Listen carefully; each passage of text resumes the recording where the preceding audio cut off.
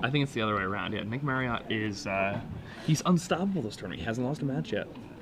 It's true. Only player. No, the end boss is who loses. That's the end boss. The end boss is the person that loses the finals. Yeah. So you think Nick Marriott's going to lose the finals? No. No, so he's the hero. He's the champion of the story. All right. Yeah. So Michael's the evil Delver player. He's the evil Delver player. That's the end boss. Yeah. We're in the middle of the Nick cave. Marriott.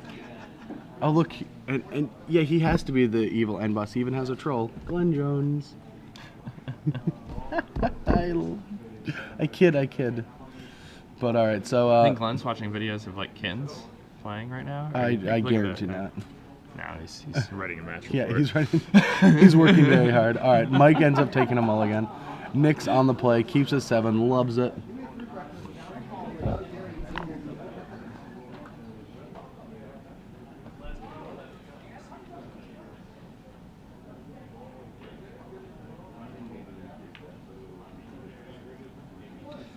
All right, so Mike going down to 6 cards now. Yep.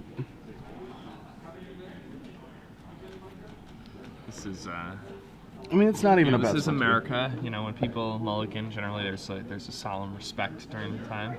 Oh, really? In some places, it's socially acceptable to chant 5 while your opponent's going to 6, which I think is pretty hilarious, actually. I've been in far GPs where people have like chanted 5 at me, and I've been like, "Is this really happening? This is what they do?" 5. You're the evil American coming in for the win. That is awesome. I didn't know. I mean, I've done that to friends, and friends have done it to me, but I've never heard like a stranger do it to someone.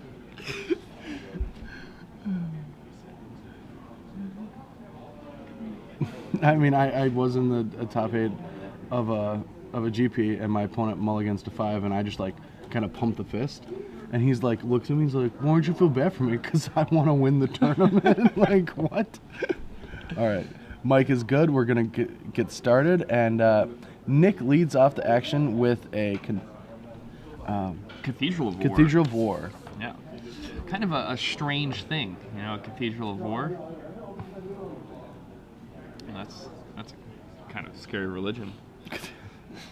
I mean, I've never lived in a plains on the Magic universe, but it seems like I wouldn't have lived for too long. Probably not. Actually, I think you would have been fine. You're a pretty powerful wizard. Am I? In comparison to the average Joe. Okay, sure. I guess I do get player of the year. I do get magical powers too. I guess. Yeah, that's fine. I forgot about the magical powers thing. See, I just assume we're all 1/2s because we can kill squirrels, but bears kill us. So everyone's just a 1/2. But if we're there, we have magical powers, or we're like soldiers or something. I'm probably not a soldier. Probably a pyromancer. I'm probably undead alchemist. Or not undead alchemist, the driver of the dead. Or whoever the... Beep beep. Not Driver of the Dead. What's his... the 3/3 for 3 colorless black that you can sack a guy to coercion them. Coercion them. Oh, He's like the guy, he's like the pretty chubby guy that you could just know haggles everyone and like survives just because he does business with really scary people. Gut shot on Glistener Elf after Green Sun Zenith went to find it. Smuggler, yeah. No, not Smuggler. I don't know. Or was it Smuggler? It might have been Smuggler. I don't remember. I might be Nephalia Smuggler. Alright, so yeah, Glistener Elf is going to hit the bin here. Nephalia Smuggler, that's it. Nick choosing not to save that with his mutagenic growth there. Yeah. Which is, you know, you pick your largely fights. Dependent on what he has in his hand. And now, I mean, if you're going to play Wild Defiance, why not protect it? Thought Scour, Million over Ponder Snapcaster Mage. All right. Everyone just joining in. This is Blue-White Talran Delver against Mono Green Infect in the finals of the SCG Open Kansas City. I'm Brad Nelson. I'm here with Jake Van Lunen. And we have this game and maybe 2 more before we are going to be going on break, but we will have a couple replays, and then Legacy will begin again in round 3. So Probe reveals a hand of Mutagenic Growth, Gutshot, and 2 Forests. That is almost enough to be lethal. The gut check can actually target the Inkmoth next, giving it +3/+3, and then the No, it is lethal. It's just 10 infect all myself. Oh yeah, because of the cathedral. actual cathedral. Yeah. So he does have lethal right now. That card, Wild Defiance, is so ridiculous with infect. Yeah. How can you pay 1 mana and have a 10/10 infect creature? It's too ridiculous.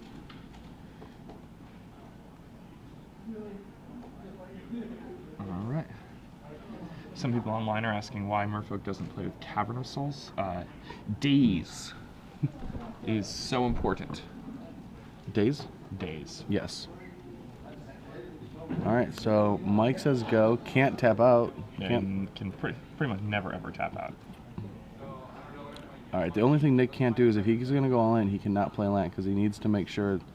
So he is not going to go all in on this. He'll take 2 turns because you don't want to play an additional land if you're going to put all your spells.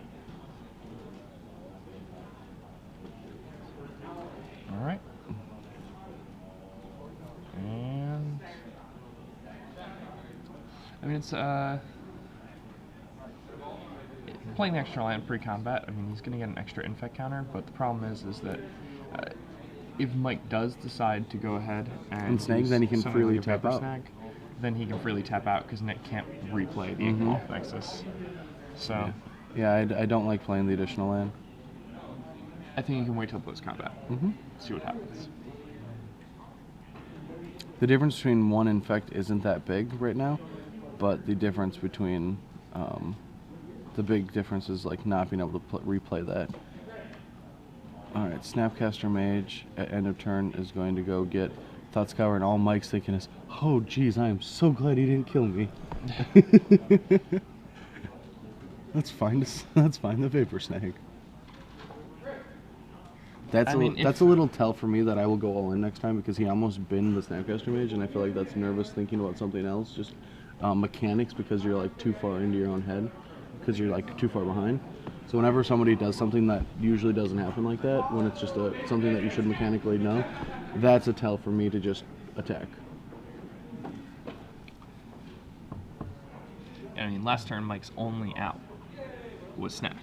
Yes, that's the only way he could have survived the game. Nick decided to play around that. I mean, sometimes you want to force them to have it, but it's worth it to play around things most of the time. Mike with a pike. Mike and his pike. All right, so another Inkmoth Nexus. That's and beautiful. Now he can kind of. Well, now he just in a little bit. pumps once. He doesn't have to use both of his spells.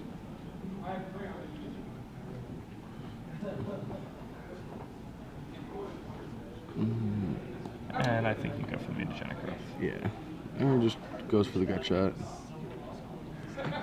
That's 6. If you use the Mutagenic Growth, that was lethal.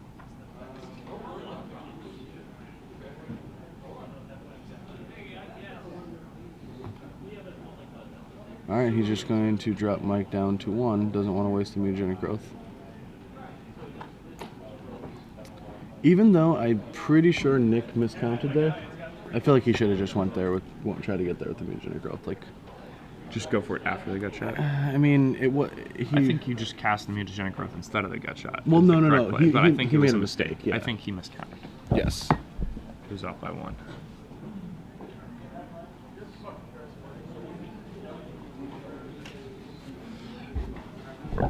The Magic Internet asking us what we think Tier 1 standard decks will look like after the rotation. Who knows? We need Ravnica.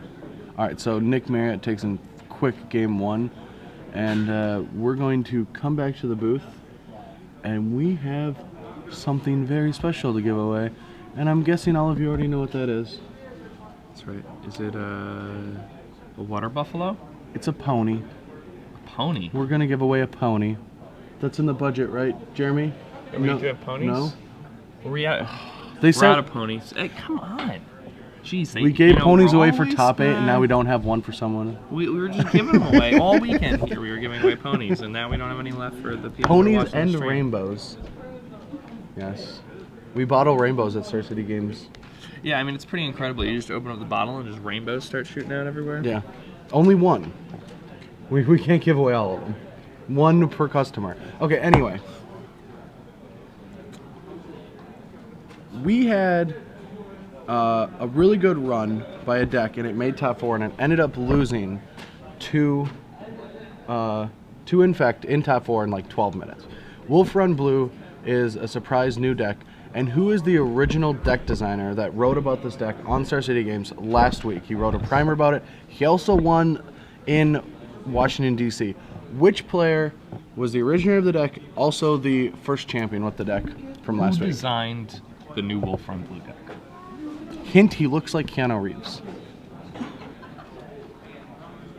No, he doesn't. Very much so. That's not even close. Whoa. That's like a terrible clue because people will be like, looks like Keanu Reeves. He does. He looks like a young Keanu Reeves. Very easily looks like him. You've seen Bill and Ted's Excellent Adventure? Yes, he looks just like him.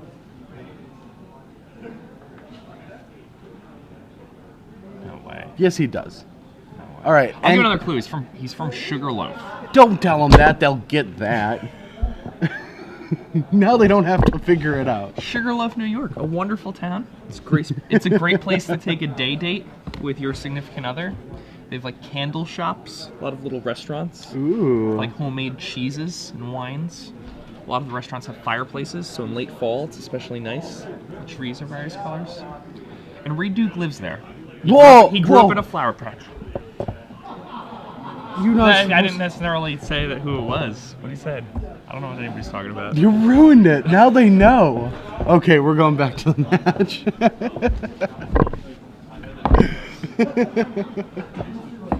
Oh, I guess technical difficulties. We're going to stay here. Let's talk about... The blue slope just became the green slope. Did that really happen? What? What? Huh? I'm saying like the difficulty of the question. Oh, yeah.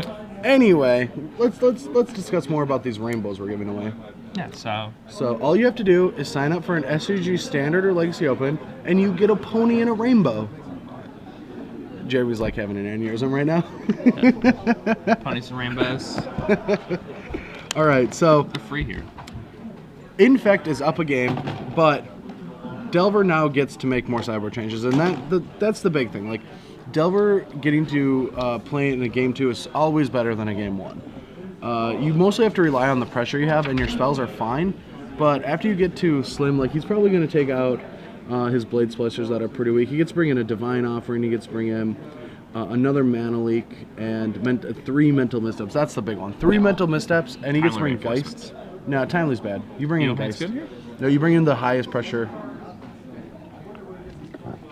All you want to do is get him dead. That's the main goal with Infect.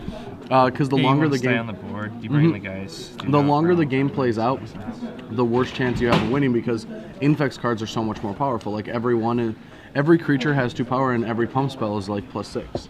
So if you're in top deck wars, you're in a lot of trouble. But I do feel like this game's it's gonna go to 3. Like it's very hard for a Delver deck, as long as he doesn't mulligan a lot. It's very hard for Delver deck to not win on the play against Infect, because it's such a good matchup for Delver.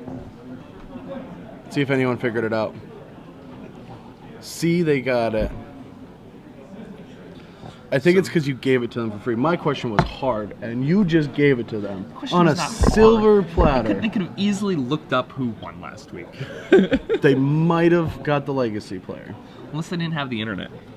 Do you guys not have the internet? Yeah. I mean, most of the world doesn't have the internet still. Aww. It's very sad.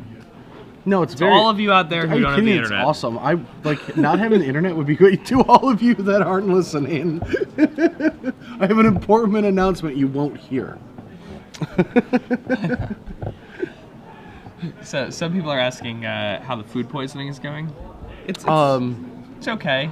We were pretty sick last night. We were laughing about it, though. Yeah, it was pretty funny. So here's the thing. So when we get food poisoning, all right, I'm violently ill. I'm like throwing up. I'm in a really bad way last night. And Brad's like, my tummy hurts. Oh, I had my scare, though. Yes. That's yeah. That's true. Let's just say we were lulling a lot. Yeah, it was funny. But we feel Funny better story. this morning, and everything is good, and we are ready for an entire day of Magic. We do get a good hour-and-a-half break. That's enough time for me to eat some breakfast and play some games, because I don't know if you guys know this, but if I have to spend 2 days talking about Magic, I fiend for games. I'm actually fiending. It's like an addiction. I have to go play something. Like, I just need to play a couple games. I can't be around this much Magic and not think about Magic, not play it. I just have to. It feels so good when somebody hands you their deck and they're like, "Hey, you want to see my brew?" And I'm like, "Sure." And I pick up their deck and I just start shuffling. I'm like, "Oh, This is thank you for this. You have no idea what So you just nice. did for me." And they're like new sleeves too. It just feels so good. Yeah, it's home, man. It's home. But there are a lot of benefits to doing commentary, like not wearing pants, hanging out with your best friend, just a whole bunch of things. So new sleeve stories. I played in a PTQ about a month and a half ago now. So, my first tournament in over a year, and twice during the tournament, my opponent was shuffling their deck, and while shuffling their deck, just like basically threw their deck all over the table, like all over me. Yeah. Like, it just happens to me. It's like decks are just like magnetized toward me, and their deck was just like all face up on the table. I'm sorry. I'll help Sweet, you bro. pick it. Do you want me to help you pick it up? They're like, no. And I'm like, yeah, do you want me to like just turn my head? Like, I don't know what I'm supposed to do here. Like,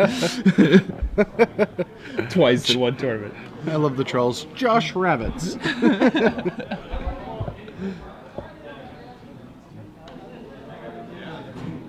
All right, so we are back into things. They're just waiting on us. Or there might be a mid-round deck check in the finals of a tournament. Who knows? Okay, there isn't one of those. I think Marriott is wearing a red Hollister shirt and a red Hollister sweater and a Miami Heat hat. He looks like he would be a Floridian. You think he's Floridian? No, but he wants to be, probably. All right, so we have an unusual one. Cathedral double ink, or Inkmoth double Cathedral. Yep, with 2 Apostles' Blessings and Mental Misstep, but you can't really attack with a turn 2 Inkmoth with that hand. No. So you're gonna have to just like spend a ton of time setting up with it. I mean, once you do start attacking, it's pretty hard to interact with that hand, isn't it? No, you just kill the Inkmoth and then he can't do anything. I mean, odds are he'll drop a forest. And he has double blessing. Yeah, I mean, you go 1 for 1, but Mike does have 4 Vapor Snakes, 4 Gutchets, and Snapcaster Mages. Yeah, and here, Mike did not have a turn 1 Delver, and he really wants that against Nick, because what Nick's going to start doing is Nick's going to start having these board presences where Mike just can't tap his mana for a whole bunch of turns, otherwise he'll die. All right, so probe number 3. It's going to reveal that he drew a Green Sun Zenith. Yeah, but the worst card Nick could have drawn in that spot. Nick with 2 Green Sun Zeniths in his deck here this week. And a Forest off the top for Nick. Let's see. Probably going to Green Sun Zenith for 1. Oh, instead choosing to cast a Glistener Elf.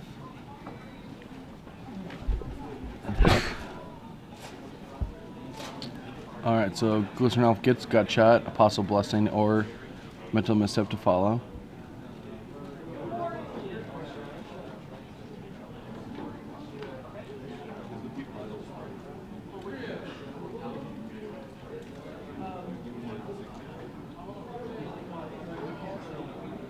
So Nick got to decide whether or not he wants to use an Apostle's Blessing this early. I mean, I would rather use an Apostle's Blessing than a Mental Misstep. All of Mike's spells cost 1 anyway. Why not use it when you have mana open? Keep the free spell for when you don't. I agree.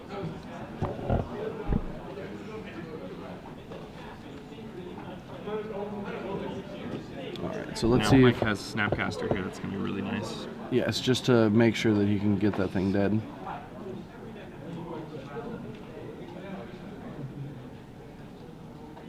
And Mike with that Glacial Fortress. Very strong play. Yeah, I mean... Alright, so here's another gut good shot. Let's see. probably going to go ahead and misstep this one. Yeah, alright. Nick goes to 16 using mental misstep. Alright, Mana Leak gets rid of the Glistener Elf, and a grand total of... A lot of spells were cast that turn. A grand total of 14 life has been used, or 12 life has been used for Bane for spells. Alright, Green Sun Zenith for Glistener Elf gets another creature on the board for Nick. And look at this, it's just like he has that, he has an Inkmoth Nexus and 2 Cathedral Ores. It's just like your lands are doing the damage for you. It's just... I mean, that 1 mana creature is basically doing 6 per attack. Yeah. It's the double Cathedral. Whenever Mike needs a lot of pressure, or he's just not going to be able to beat this, he's actually just going to get attrition out by the Cathedral Wars. Because it's not like you're just dealing 1 damage with these things. They're coming in for 2 or 3 each turn. That's only 4 attacks that you need. Alright, Runetender's Plague plus a Delver might be enough to race, because Nick doesn't have a ton of pump effects. Yeah. And Glistener Elf coming in. And that's for 3 Infect. Mike finds Thought Scour, flips this Insectile Aberration. Equips Pike, attacks for a lot of damage. And that's 9 damage that he's attacking for. Nick going to fall down to 7 life here. Yeah, if he can't kill him next turn, I mean, he does have an Inkmoth Nexus that can block. And he does have 2 ways to protect it, but that's still... he still needs to find 1 more point of damage with the Glistener Elves. Yeah, if he can find a Titanic Growth. Or Mutagenic Growth. Is Mutagenic Growth enough? Oh, he has one in hand already? Well, he's going to be able to block with the Inkmoth. Yeah. Yeah. So after I'm that... talking about winning this turn. Oh, winning this turn. No, it's very hard for him to win this turn. But he just drew another Inkmoth, so it's going to be rough for Mike.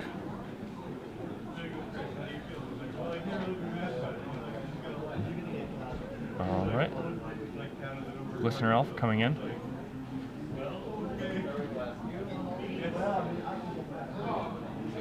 And Mike now at 6 Infect. Thought Scouring himself. Yeah, trying to find more ways to interact with this Infect deck. A bunch of mana untapped now for Mike.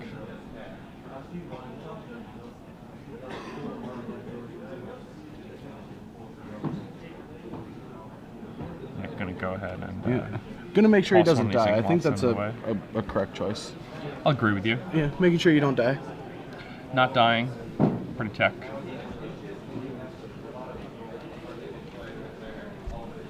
So at this point, any pump spell or Cathedral of War will make that Glistener Elf lethal, and Nick does have a Mental Misstep and an Apostle's Blessing in hand. Yes. However, Moorland Haunt is going to mean that Nick's... Ooh, Nick still no pump spell here. Yeah, alright, so Moorland Haunt's going to get in front of the Glistener Elf. I just love this game. It's just... Yep. Send my guy in block. Send my guy in block. Who has more chump blockers? Alright, so in response, he's going to Apostle's Blessing, giving protection from white. Just 5.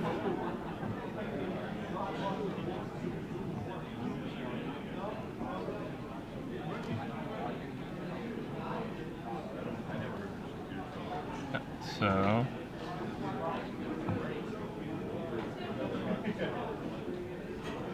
I wonder if Mike said pro blue. What's going on? I feel like there's some... Oh.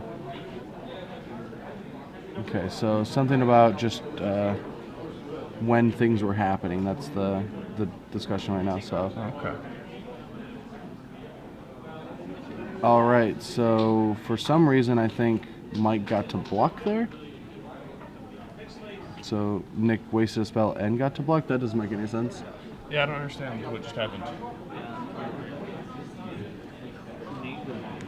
All right, Vapor Snag. Oh, Mental yeah, he Misstep. named blue. He did name blue? Named Okay, blue. yeah. All right. Mental Misstep going to 1.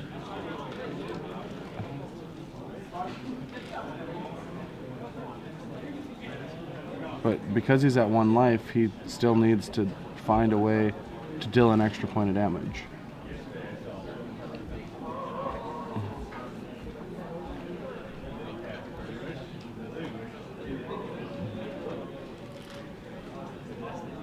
Let's see.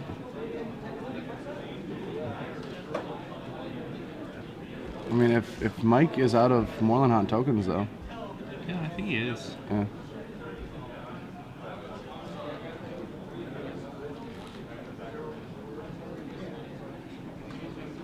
Send it in. Alright, here's a Snapcaster Mage. Nick's probably going to pack into that. Yeah. Alright, so we are going to the next game. Alright, Mike evens it up, and now Nick is going to be on the play with his Infect deck. But as you can see, after having access to 3 Mental Missteps, 4 Gut Shots, 4 Vapor Snags, it's so much to handle for an Infect deck. All you're trying to do is pump your 1/1s, and that is so many spells that either cost 0 or 1 mana that interact with you. It's too much. Along with all the Delver Secrets that you don't interact with, so they have pressure really quick in the game.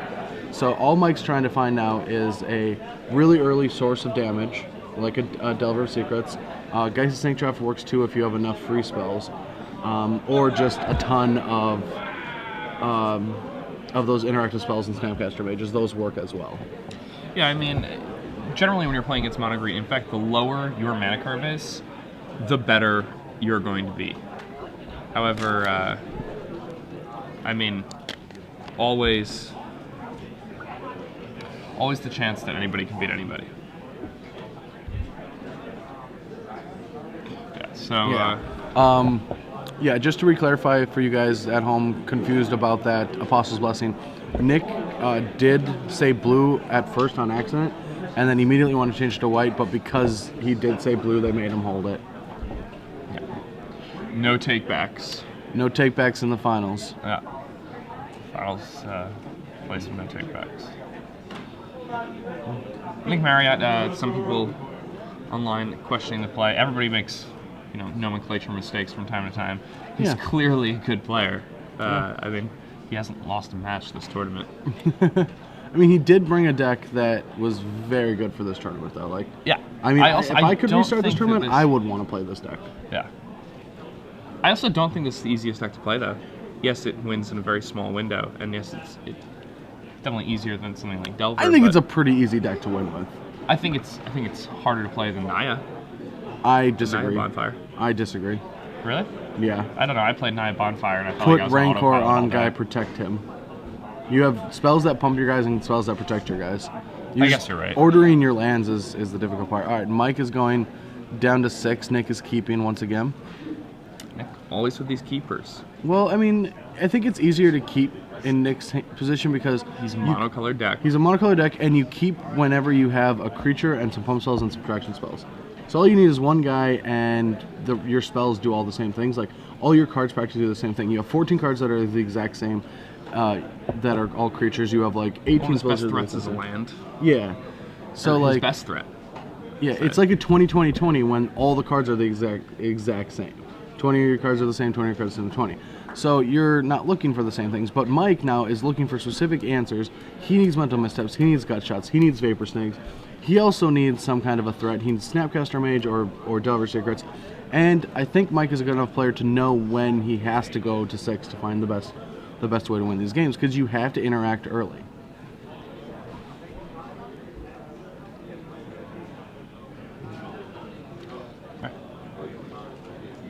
Mike seems to be happy with his 6. All right. Cathedral War for Nick Marriott. Mike takes his first turn, and he is so good at getting those Delver Secrets on turn 1. Yeah, he mulliganed for it. Yeah, that's just it. The big problem with game 1 was that he didn't have it. Yeah, all right. Well, Nick Marriott does not have any Infect in play. He started the game with a Spellskite, flips his Insectile Aberration right off the top, turn 1, gets in for 3. Nick drops to 17. That's not a good combination. Mike is now going to every single removal. He needs 2 removal spells to interact with the creature, but he also turns the first one into a shock. It's a free shock. So here's an Ichor Clawmere. Yeah, it looks like Nick has sideboarded out a lot of his pump spells in favor of interactive spells, and it's going to really hinder his ability to just kill Mike out of nowhere. All right. Nick attacks for 1 damage. Every point. Every point. Who knows if you need it? Spell Sky gets in with the one. Often a toothless monster that'll just put its gums on you awkwardly, but Cathedral of War gives the loath of a bite.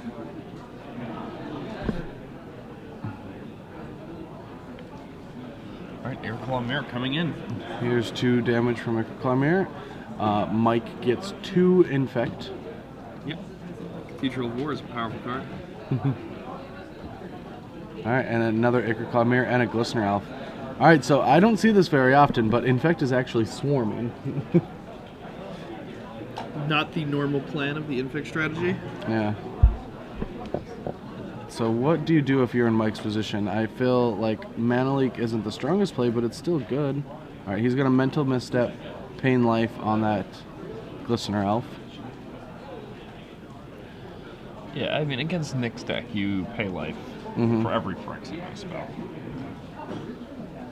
You never know when you're going to chain some instants together. I mean, it's still great, because if Nick ever tries to do something fishy, Mike is able to go Vapor Snag it. In response, he'll do that to the Spellskite, and then he has a Gut Shot. So here's a Rune Tender's Pike, but he only has 1 in the graveyard. I do want him to, like, waste some of his spells. Here's a Rancor. So here, Mike is probably going to go Vapor Snag. That's going to bounce the Spellskite back to his hand. Ooh, he's not. He's just going to let it resolve. This might be the tournament. Yeah. Okay, he's going to Mana Leak.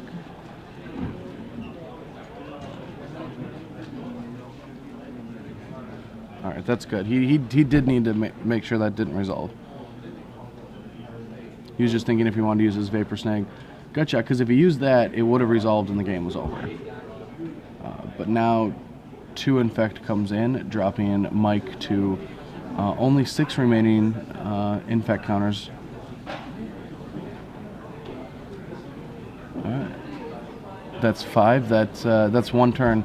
Nick has 1 turn to deal all the damage he needs, because Mike can play one of his spells to not only make Nick lose 1 life, but also put a counter on, or give the Pike just enough. Pike a little extra power, yeah. Just enough to deal damage. And there is nothing in the air. Nick has nothing to interact with that Pike. Mike goes to 6 Infect, but that's game over. Yep. Mike Prokop, the winner of Star City Games Kansas City. Yeah. Delver takes it down. Yeah. Monogreen Infect, despite not losing a match He's throughout the probably entirety wants of the tournament. I'm pretty sure I don't think so, but a Possible Blessing can't drop that Pike off, right? I'm pretty sure it's a creature you can permanently control. Yeah. All right, that's it. Mike Prokop wins the tournament. Huh? Pretty good stuff. I mean, I wasn't surprised with that. I think Delver is great, and like as you can see, he mulliganed. He knew that his first hand wasn't going to do it. I bet it was not a mulligan of no lands or all lands. I would assume that he just knew that hand couldn't win. I've got to get my free spells. I got to get my Delver Secrets. Put some pressure on Infect, and that's the way you take it down. Hello, everyone. Welcome back. I'm Brad Nelson. I'm joined by Jacob Van Lunen. We're here in Kansas City, Missouri, bringing you guys coverage of the Star City Games Open Series. Just finished up watching the standard portion, and Nick Prokop is our Star City Games Kansas City Open champion, playing a Talrend Delver deck. Yes. We have a winner. Somebody won a Gen Con badge. What was the answer? The answer to our question was Reduke. Whoa.